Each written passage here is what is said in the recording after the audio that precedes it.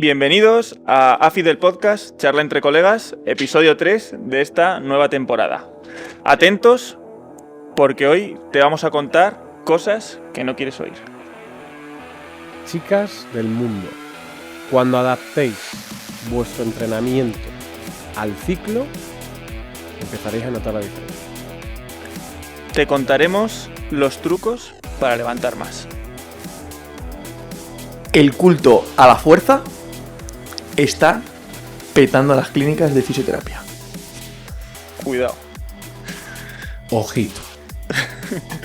Bueno, Empezamos. Empezamos.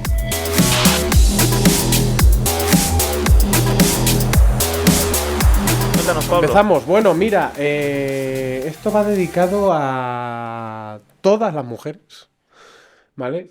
Y me parece un tema muy interesante que he titulado Entrenar con el ciclo, cómo adaptar tu rutina en cada fase menstrual, ¿vale? Porque claro, normalmente todos los programas de entrenamiento se han basado en modelos masculinos. Es decir, y se ha hecho el mismo entrenamiento puro y duro, tanto para hombres, para mujeres, en lo que se refiere a fuerza, ¿vale? Que realmente las mujeres llevan poquito haciendo, pero se ha metido ese modelo sin tener en cuenta algo tan importante como son los ciclos menstruales, en los que hay una variabilidad hormonal tan grande. Casi todos los estudios científicos están hechos en hombres. Exactamente. Entonces, lo primero que quiero decir es que el ciclo menstrual no es un obstáculo para entrenar, sino una oportunidad para, en cada momento, adaptar el entrenamiento y tener ese beneficio que podemos aprovechar en cada momento, ¿vale? En este caso, ellas. Cuando voy a hablar a lo mejor en primera persona, me quiero referir a vosotras, ¿vale? Entonces, de esta forma, lo primero, sois capaces de comprender mejor lo que tenéis que hacer en cada fase y el por qué a lo mejor en diferentes periodos os sentís de una forma o de otra, y por lo tanto, a raíz de eso, mejorar el rendimiento deportivo en vuestros entrenamientos.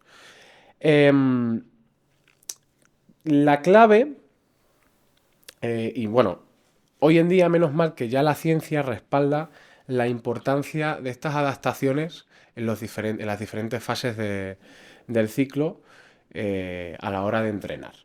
Entonces, hay 4 fases principales, ¿vale? La primera fase, que va entre el primer, quinto, sexto día, es la fase menstrual.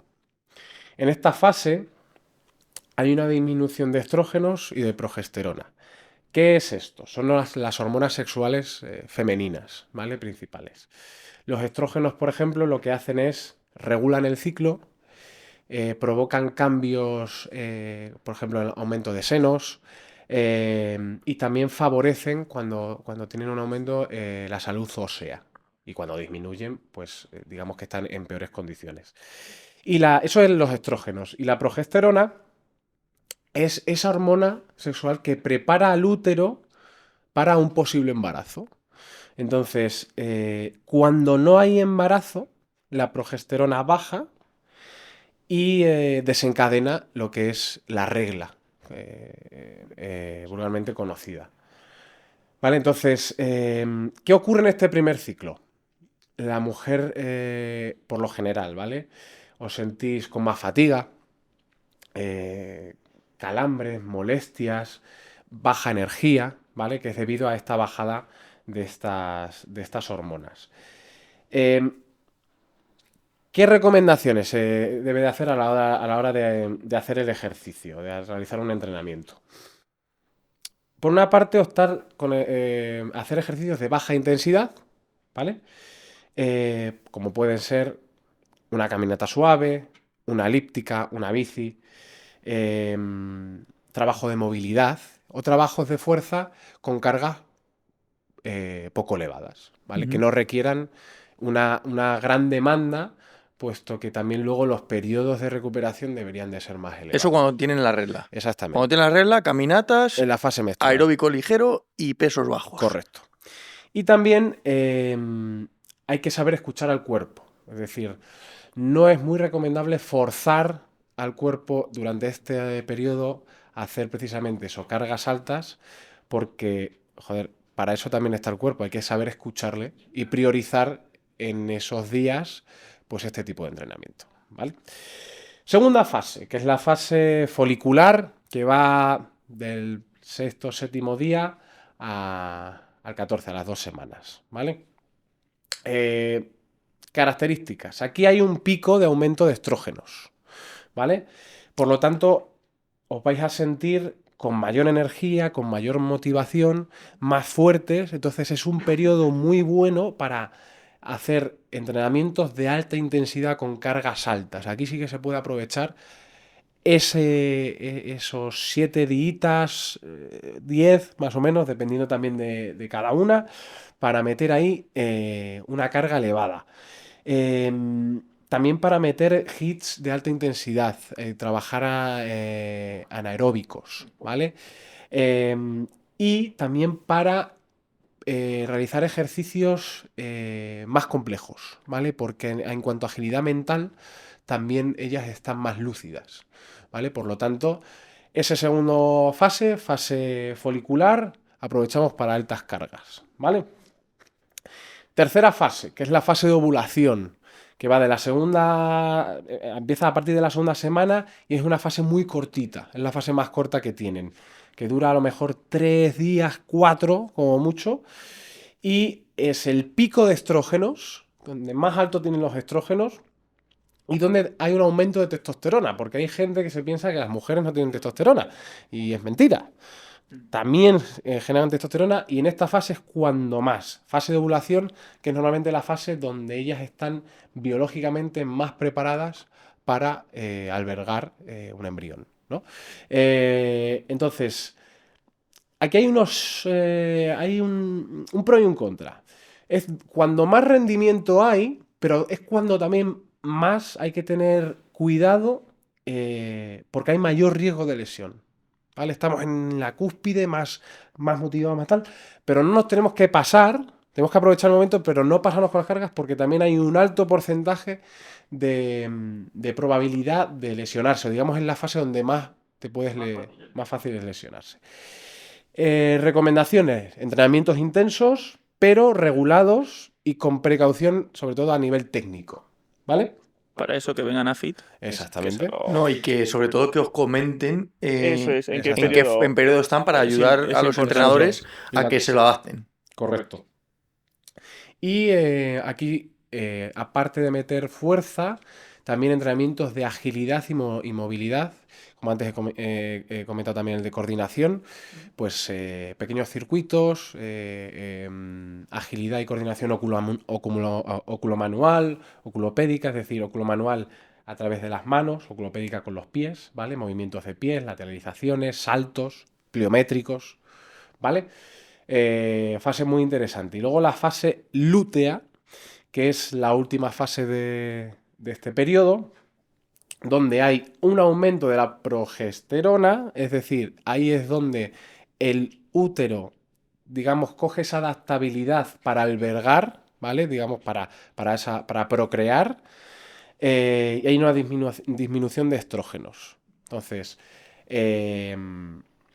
los síntomas que hay pre-regla, que son más comunes, empieza ese inicio de fatiga, esos dolores, retención de líquidos, ellas se sienten más hinchadas y también empieza a haber, por tema hormonal, esos cambios de humor, de repente tengo calor, ahora tengo frío, ¿vale? Entonces también esto que sirva un poco de entendimiento para ellas, de decir, vale, es que está en esta fase, pues, ¿qué tenemos que trabajar aquí? Reducimos intensidad de nuevo, reducimos volumen de entrenamiento, adaptamos los periodos de descanso, digamos, prácticamente a lo que cada sujeto pues, pueda recuperar y Y también importancia de actividades relajantes, como puede ser a lo mejor pues unos estiramientos con música, un poquito de yoga,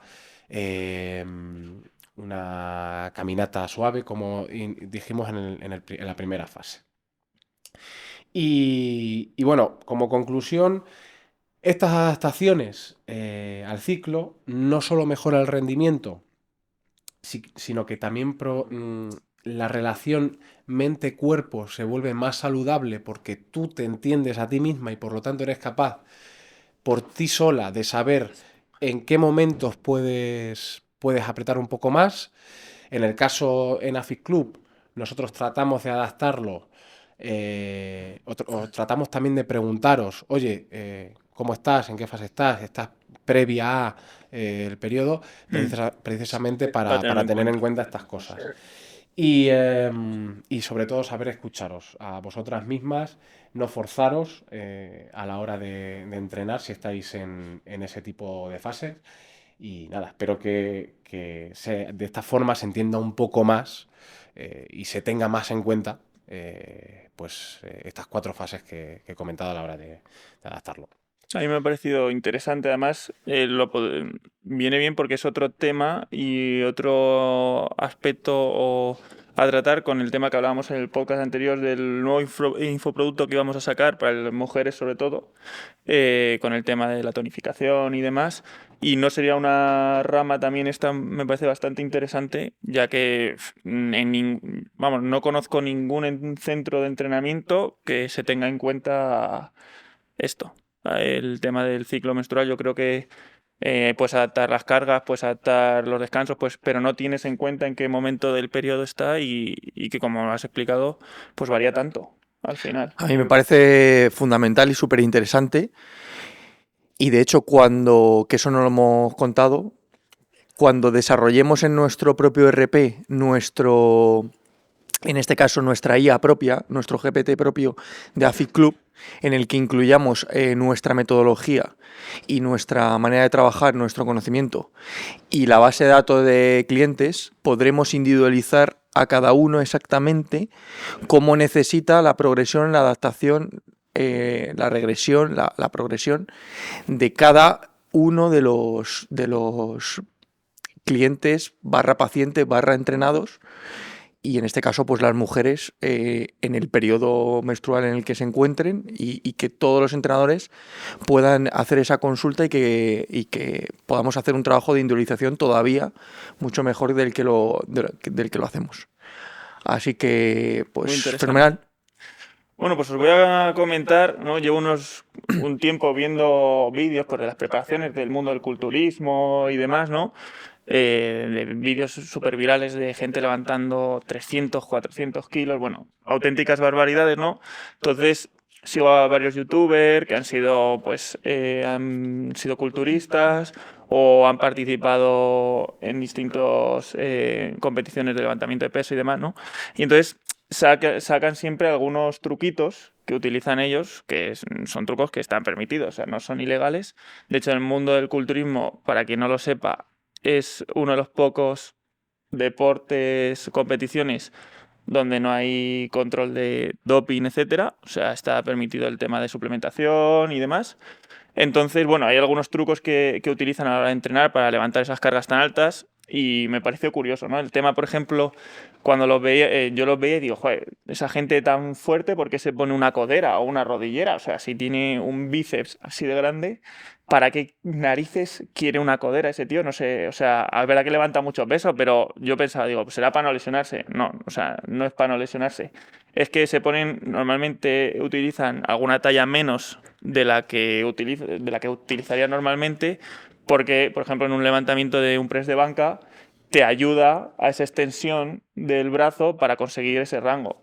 Igual que pasa con las rodilleras, por ejemplo. Los straps, por ejemplo, para quien no lo sepa, es cuando no son guantes, sino es como unas cintas que ponen alrededor de la muñeca que enrollan como a la barra y luego sujetan, ¿vale? ¿Para qué es eso? Porque al final, cuando tú levantas cargas tan altas, sería imposible tener esa fuerza de agarre que te impida que se te abra la mano.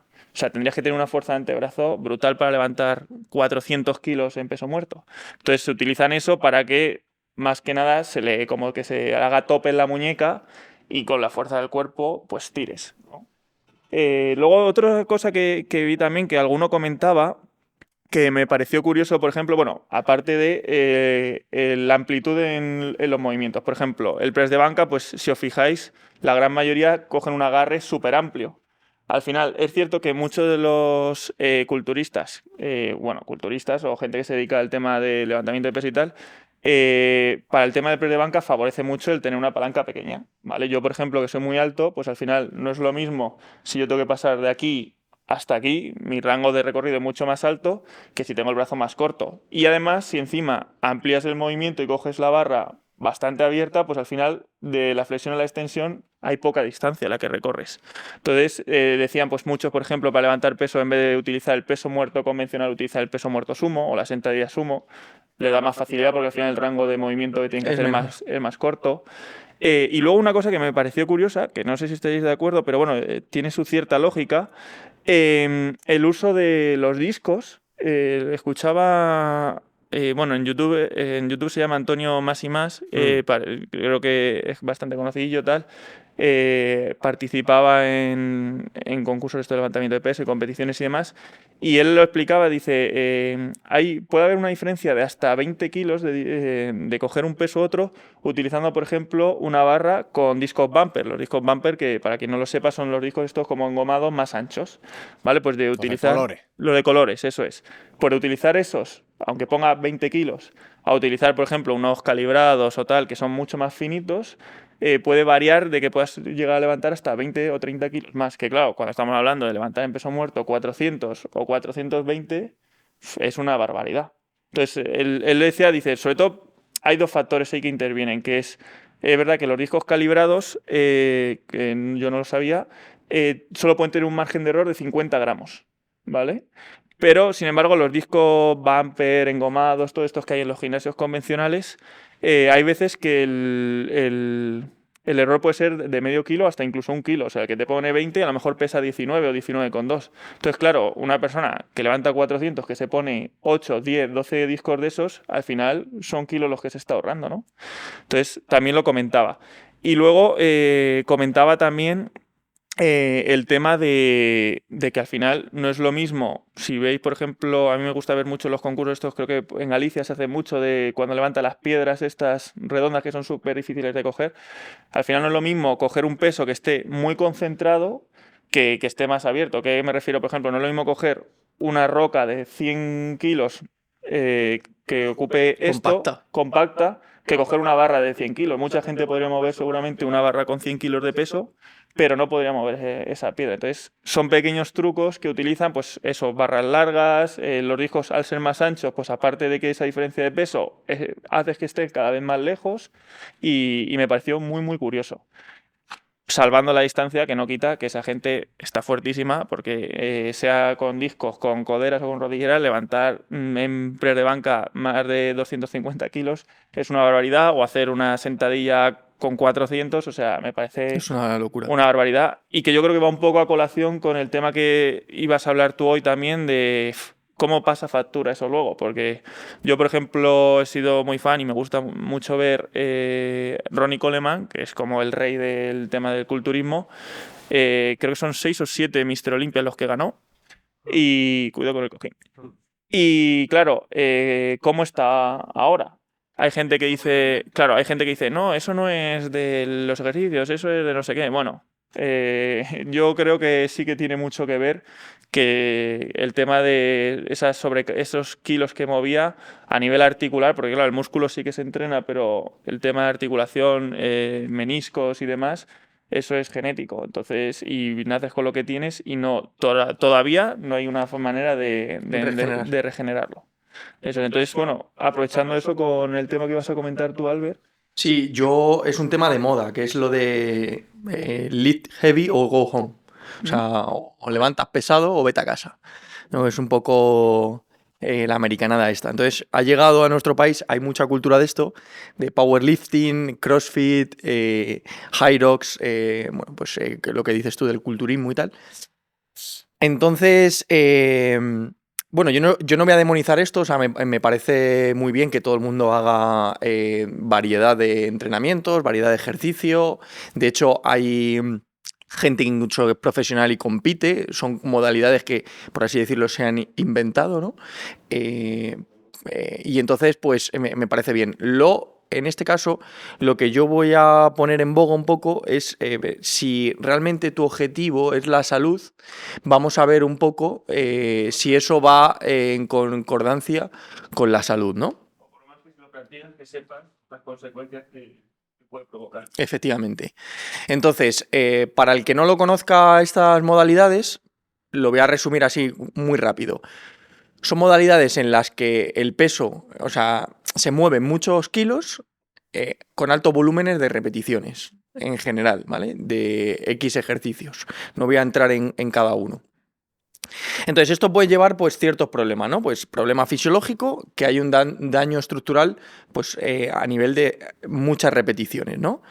Se hacen rangos máximos de peso y de repeticiones y eso lleva a máximas tensiones. Entonces, esas máximas tensiones a nivel articular pueden provocar inflamación, rotura, pues ese aumento de micro lesiones acumulativas, pues tendinopatías, roturas parciales, desgaste. Eso lo puede decir un poco aquí el fisio. Sí, sí. Problemas neurológicos, sistema nervioso central. Si no dejas descansar, pues eso, 48-72 horas, al final hay un fallo mecánico, un fallo técnico, y eso al final, al desvirtuar la técnica, hace que ya no haya un reclutamiento muscular y toda la tensión la genera la articulación. Problemas biomecánicos, pues lo que hemos dicho, disminuye la eficiencia motora y hay un aumento de las fuerzas de cizalla, ¿no? En columna, hombros y rodillas. Entonces, tú que eres un poco el fisio, cuenta qué problemas puede tener este riesgo de fallo técnico y estas cizallas. A ver, yo empezaría diciendo que la técnica no es tampoco única. Es decir, no hay una técnica universal adecuada. Realmente, como siempre hemos dicho, tiene que haber una técnica adaptada a tu fisiología o digamos, tu estructura, en este caso corporal. Si eres una persona que tiene una lordosis muy pronunciada, una lordosis es una curvatura de la espalda baja muy cóncava, ¿vale? Claro, tu posición a la hora de hacer X ejercicios, pues yo no te puedo pedir una hiperlordosis para hacer. Hiperlordosis peso sería muerto. generar aún más concavidad. Pues a lo mejor tengo que buscar una posición más neutra. En una persona que tiene una rectificación de espalda baja, que es digamos más plano, pues sí que a lo mejor tengo que pedir una activación de una forma. Entonces, siempre tiene que haber una adaptabilidad, de tal forma que no genere un cambio estructural dentro de lo que ya es tu segmento. Siempre y cuando no tengas una patología. Entonces, me explico. Si tú tienes un problema a nivel lumbar,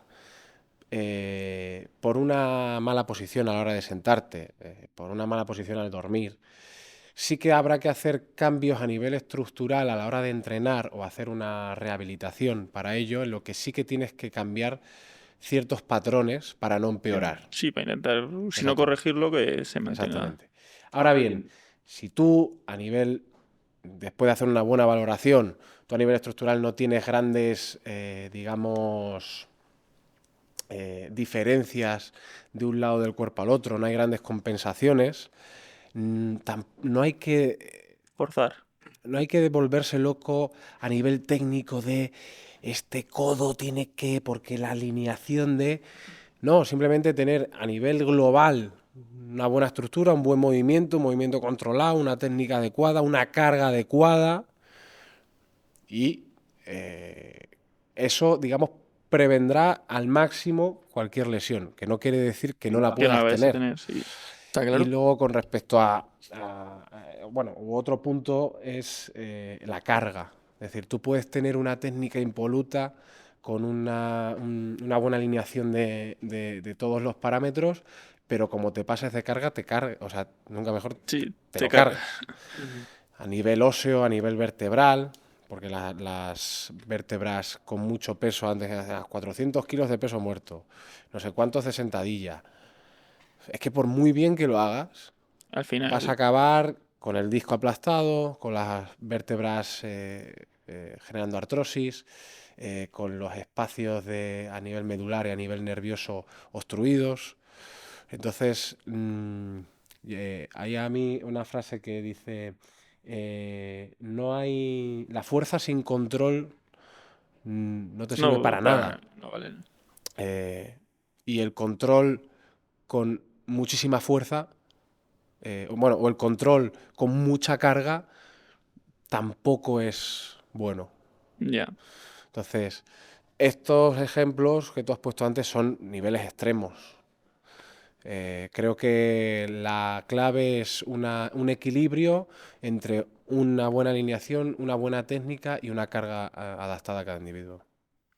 Sí, y yo iba a hablar exactamente de eso, es decir, si hay alguien, o sea, mi recomendación, si hay alguien que practica este tipo de deportes, vamos a llamarlos, entre comillas, porque no compiten en los Juegos Olímpicos, con lo cual no lo podría considerar un deporte, sino de prácticas, Sí, esta modalidad de deportivas. modalidad deportiva, sí, llámalo X, es que al final lo que hemos hablado del ciclo menstrual, hay que entender y tener un autoconocimiento de uno mismo y sobre todo como concepto de muchos kilos, muchas repeticiones, el saber individualizarlo y adaptarlo. Es decir, a lo mejor tienes que adaptarte a la carga y hacer un volumen de repeticiones menor de que incluso el que te diga el monitor o en este caso esté estipulado en esa prueba o esa modalidad.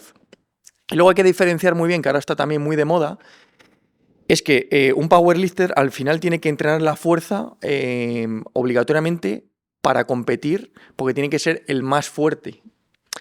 Pero el que vaya por salud o incluso un deportista que haga, por ejemplo, baloncesto o tenis y que haga estas otras modalidades, puede ser una interferencia en el rendimiento o en este caso en la salud. Puede hacer eso, pero como complemento a su modalidad deportiva o en este caso a su compendio de cosas de hacer a nivel de salud.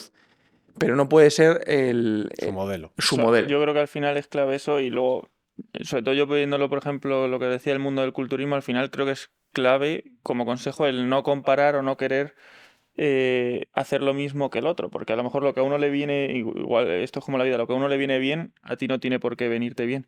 Entonces, yo por ejemplo veo muchos vídeos, y lo conoceréis ahora que has hablado del powerlifter, que al final es pues peso muerto, press de banca, sentadilla, tal. Lo que el vídeo de Anatoly, no sé si sabéis quién es, para quien no sepa, ponéis Anatoly en YouTube. Es un tío que se hace pasar por un hombre de la limpieza de gimnasios y es powerlifter. De hecho, el otro día vi un vídeo, creo que está en torno al puesto 200 del mundo, que es telita.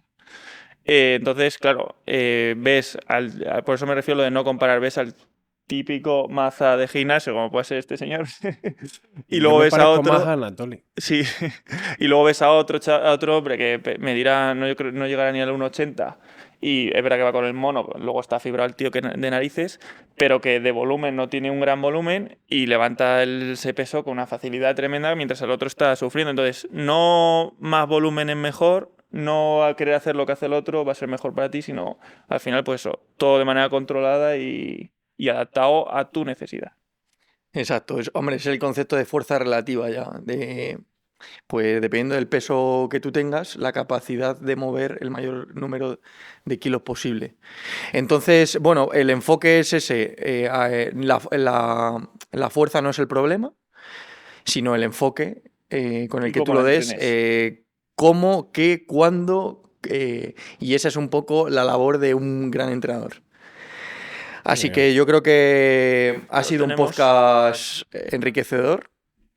Y lo que sí que quería concluir es que estamos buscando hacer podcast con alguno de vosotros, porque nos lo habéis dicho en alguno de los centros, de participar. Entonces, me gustaría que pusieseis la palabra podcast en los comentarios para que Algún os día sentéis algún venga día a con salir. nosotros y que podáis traer temas en los que podamos hablar, debatir y que os interesen. O contar su experiencia. Contar su Sí. experiencia y entonces nos gustaría pues que fuese mucho más interactivo y que vosotros participaseis. Entonces, de todos los que nos veis cada semana, pues simplemente escribiendo la palabra podcast estaremos encantados de traeros un día Hombre, con ahora ya nosotros. con este estudio que tenemos, esto es una maravilla.